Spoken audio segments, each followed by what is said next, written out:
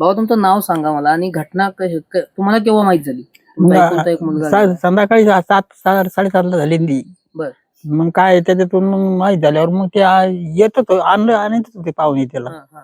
इथं आणल्यावर मग माहित पडलं तवर काहीच नव्हतं माहिती. दुसऱ्यांना सांगितलं नाही हा, हा. आणि आम्हाला माहित नाही.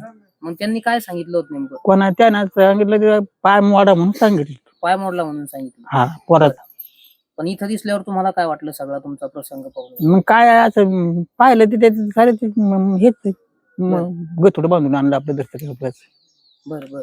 हा तुमची शेवटची भेट कधी झाली तुम्हाला आठवतं का? कधी गावाकडे आले होते काय? मग आता 15 दिवस झाले त्याने गेला होता इथून तो. बर. मग त्या इथं झाडझूड केली राहिला रातभर राहिला. उद्या मला म्हणून गडाला गेला. गडा काढायची म्हणून आम्ही पाहायला गेलो. मग ते कागदपत्र गोळा करा मग आम्हाला सांगितलं की तसं कळालं. दुसऱ्या रोजी आंबडला गेला. ते कागदपत्र आणले दुसरे 2-3 बारे 2-3 आणले. मग उद्या जायचं होतं ते शेजारी म्हणजे काढून देणार होता. त्याच्या सासू माय मेली तिची. मग म्हणलं आता राहू दे पुढे द्या त्याचं. मग ते राहिलं तर मग आता ते काल भेटला होता तर त्याच्या आधी हेच आमचं झालं जास्त.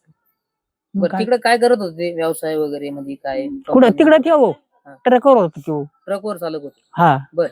मग ट्रक चालित होता तर मग ट्रकवर राजीन ते बायकोनं ते घरून काढून दिलं बाबल्या कानान बायकोनं. मग येऊ नको म्हणे. हा येऊ नको म्हणे. म्हणजे आपण तिकडे हॉटेलमध्ये खायचं आणि ते ट्रक मध्ये झोपायचं. बर. तर मग त्याला आणखी मग काय नाही झालं. मग ही घटना मग हे अशी केली आहे ना असं मग पोरांना किती दिवसाला भेटायला यायची तुम्हाला? काय मला भेटायलाच नसतं. भेटायला येतच वावरात त्याचे वावर दिलं वाटून त्याला. त्याच्या वावरात त्या ठोक्यावाल्याकडे यायची तिथून आपलं जर असं चाललं जायचं. मला बोलत नसतं काही. मग काय असं आम्ही वाटत नाही बोलत तर नको बोलू. मग ते आपलं त्याचं ते खायची आम्ही आपलं तर लंगड मंगड करून आपलं खायचे आपलं. तुमचं नाव बाबा? दामू धोंडीबा चांदगुडी. चांदगुडी.